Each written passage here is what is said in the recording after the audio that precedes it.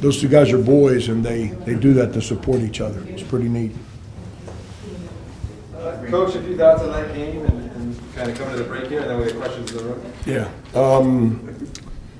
Really happy with our starters. We put this game here on today's date for a reason. Not to have an easy game. It's coming off the first conference game, and we got a team that's together for the first time. Conference basketball is really hard. Obviously, we didn't win, so I wanted to make sure we went into the Christmas break with some positivity, with some feel good, that we played a game where good things happen. And at the time, I didn't think about it this way, but it's kind of, I hope it serves a purpose from this standpoint. Someone like DJ Wembley, who's had a great preseason, and freshman college basketball's hit him right in the face. Now all of a sudden he's starting to play a little better lately. He's practicing better, and now today, he saw the ball go in the basket the other day for him. So now today he makes another three, and he played better, sound defense, and finished some plays at the rim. We got to figure out a way to develop the young guys on the bench so they can help us once we all get back from Christmas. Questions? Frank, were you the happiest to get off the 18-1 start? Were you concerned at all, like with, maybe that your guys might be a little hungover from Saturday's loss, and that they came out and played as well as they did? Did that make you the happiest today? Yeah, I told our team after whatever, Sunday, I guess we played Saturday, right? Yeah, Sunday. One of the things I said, a couple messages to the team. I said the first message was, as a competitor, when you've got a good team and you get tapped, you don't sit around and pout and complain. You can't wait for the next opportunity. When you've got a team and you get tapped, everyone goes home and finds a reason, an excuse, who to blame. I said, I think I know who we are, but I want to find out. And then the second thing I spoke about was, when we lost, the Marshall loss was a hard game. That was just game one against a hard, big, old, physical team, and we just couldn't quite win. But we bounced back from that pretty quick. The Charleston loss, our guys had a great week of practice headed down there, and we played fairly well, just missed free throws and get beat. We allowed that to stay in our feelings. And then we had a horrendous first half against Green Bay because we were in our feelings. That I spoke to our players, that should have been a learning, a lesson. That's why you play a season. You got to learn about all those things. I thought we handled both things really well. I thought the starters were phenomenal. Not an overmatching with manpower and playing the game the way we practice it. Not guys just shooting threes one-on-one, passing the ball on the interior, sharing the ball with each other, defending. They're not an easy team to defend because they play 5 out, and they all, 3 of their guys play off the bounce, including their 3-4. They're starting 3 men and starting 4 men. I thought Dan Sanford and Jaden did a great job defensively and neutralizing their best 2 players right off the bat. So the starters started the game the right way. Starters started the second half the right way. I wasn't very happy with our bench in the first half. I thought they played better in the second half. Coach, Luka and CJ produced a lot of points and rebounds in that second half. How much have you seen them develop since that start of the season? Yeah, Luka, I've been really disappointed with Luka lately. He had a great summer, great preseason, put himself in a place to help us, and he just has not been very good lately. Hopefully being able to grab some rebounds and like I said, makes him feel a little better because he earned playing time, and then, I don't even know this is a word, then he dis-earned playing time. So if I just made it up, Howard, that's what happens to mathematicians when they try to speak English. He's got to help. Our bench has to figure out a way to help us. And CJ, I think his practices over the last 2 to 3 weeks, his attention to detail, understanding what we're asking him to do. He's made really good progress there. It's hard to put him in a hard moment of a game right now. But again, playing this game today, maybe this allows him he brings a difference in athleticism at the big spot that we really don't have. He had chances to go block a couple shots today, just stood there and watched. I stand there and watch. That's why I'm on the sideline. If you're on the court, you got to compete. And, he's still trying to figure all that out. Marcus didn't take his first shot until there was about 6.5 minutes left to go in the first half. Was that by plan? And it seemed like he was facilitating more than he was looking for his shot. Was that something you wanted to do, or is that just what he wanted to do? He wants to win. He's not hunting shots. He's not running around trying to figure out how many threes he's getting. He just wants to win. And going into the game, we spoke about getting the ball inside. And that's what I mean, playing with a purpose. It's how we practice. And then, like, I didn't say this to the players, but it's a reality. At my age, with some of the successes that I've been a part of, I don't need to sit down and watch film when you're playing a Division III school. Like, I can leave that to my assistants. But if I don't do it, then my assistants, when they ask me questions, I'm just guessing at the answers. So then they're going to stop watching. And then if they stop watching, then we can't hold our players accountable for attention to detail when we're not doing our job. So it starts with me. I had to sit there, as pissed as I was Saturday night. I had to sit there and put that. Patino had a great line yesterday because they said, is your team frustrating you? He says, I don't get paid to be frustrated. I get paid to make my team better. And, but we're human beings. There's times we're frustrated, but you got to sit there and say, like, I can't be frustrated. I got to show up tomorrow and give these guys a message to get us to move forward right away. And so I started studying UMass Boston. I called Alan Edwards about, 10:30, 11 o'clock at night. We had a 30-minute conversation to see what my eyes and what he's been studying, if they connect. We came in here yesterday. We didn't coach them through physicality because we lost the game. We coached them through their minds, and they handled it the right way. It's Marcus wants to win. Marcus Banks, does he like making 6, 7, 8 threes in a game? You've seen him. He loves that, but he enjoys winning a lot more. And if people are going to hound him as hard as they're hounding him right now, we got to be able to play behind that. We got to be able to play. What we got to help him now is we got to get him back cutting and then playing out of what we call exit screens on the other side of the floor. But that takes time. That takes time.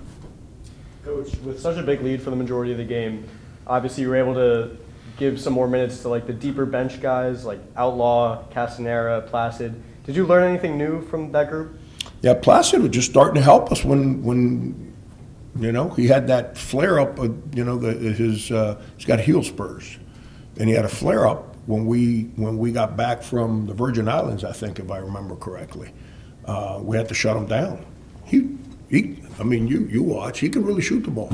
Now he needs to get back in. The reason he couldn't get on the court earlier is because Jaden's really good defensively. Isaiah's trying to understand how to defend. We need him to start getting all these reps again in practice so he can start catching up to speed. So in games, we can throw him out there sometimes. And now you got him and Marcus on the perimeter. It's really hard to help off of those two guys. So it should open stuff even more for the other guys on the inside. So, these games are awesome, man. You get the kids, everybody wants to play.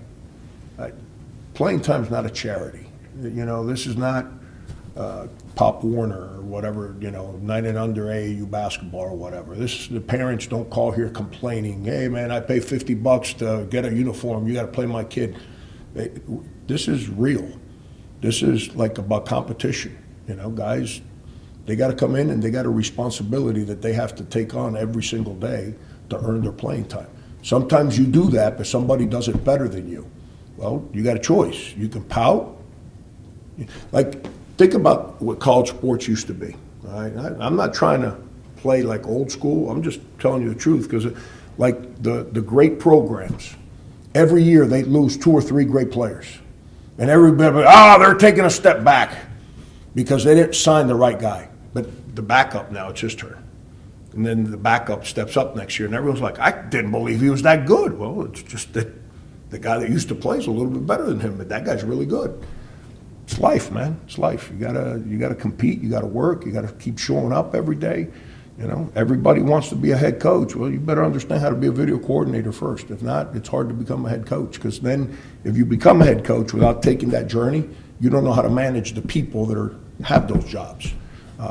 You know, it's complicated. It's not as easy as it's made out to be for these kids when they're 14, 15, 16 in our sport of basketball. What's your schedule like now as far as, I know the players are probably all going home. When do they come back? What do you do practice-wise as you get ready for the next game? When do you start working on the game? Yeah, I'm traveling tonight. I'm gonna go see my mom for Christmas. I should say my family's traveling tonight. We'll spend it with my mom for Christmas. I'll start studying. Brian's got Eastern Michigan. He's been probably watching film on them for the last 2 or 3 days already. I'll start watching film on them on the 24th. I've got to do this thing on the 23rd that, you know, Santa usually does, that I haven't done yet. You know, so good luck with that one on the 23rd. But it's then on the 24th, I just shut it down. I'm not getting off a couch. But I'll pull up a laptop and I'll start studying Eastern Michigan on the 24th, a little bit Christmas Day. Then as I'm traveling home on the 26th, then I'll be real caught up. And then we reconvene the night of the 26th as a team. And then it's all systems go. It's 17 conference games that are going to be just like the Kent State game was. It's, you know, I hope you folks that cover our team realize that the MAC has really good players and really good teams. It's not the layup that a lot of people thought it was going to be. It's I'm not trying to create a safety net for failure. That's not who I am. But the games are going to be hard. And our guys are ready for it. I'm excited for it. We got 17 of them left, and then we got one non-con Sun Belt champion, you know, whatever you call it, rivalry game or whatever, which we have no idea who we're playing. But that's what the schedule looks like here for the next 5 days or so. Coach, your starters towards the end of that game were really rooting on Raleigh every single time he went and put up a shot. How much does that attest to Raleigh's dedication, like even not seeing the court every day? That's when you're a good teammate, that's what happens. You know, when you're not a good teammate, all you got to do is pay attention. Like, people pay attention to a lot of stuff, that to each their own. You want to find out who's a good teammate? See who they root for when they are in the game. You know, he's a really good teammate. He helps those guys. He runs around campus and represents us as a student at Eisenberg. Runs around campus and he's on every committee and stuff that they have student athletes on. Comes in and spends countless hours in the gym to make himself a better player. Practices every single day, going up against Banks and all these other guys. You know, he's improved drastically as a player, but he's a really good teammate, and guys respect that. And all you got to do is sit there and watch it, and they know who works and who improves and who doesn't. They don't need coaches to tell them that. They understand that in the locker room, and the guys that work and get better. All you got to do is watch the starters in a situation like tonight, or this afternoon, I should say. Their genuine enthusiasm for another teammate. That tells you who that teammate is and what he's all about. In general, do you feel you're where you want to be, ahead of where you want to be, behind where you want to be as you head into the new year? Ask me when I get back from Christmas.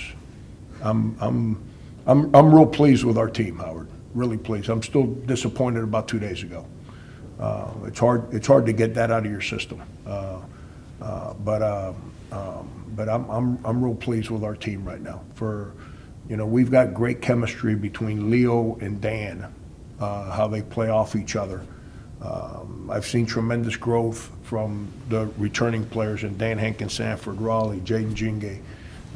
I'm starting to understand Marcus Banks. I already have a feel for him as a person. I'm starting to understand him as a player, so I can do a better job in structure to help him to take advantage of his talents. Our point guard play has to become more consistent. It's, KJ's a roller coaster right now, and Danny's a freshman, but those are our guys. They're not being negative. That's just, when I say a roller coaster, is KJ's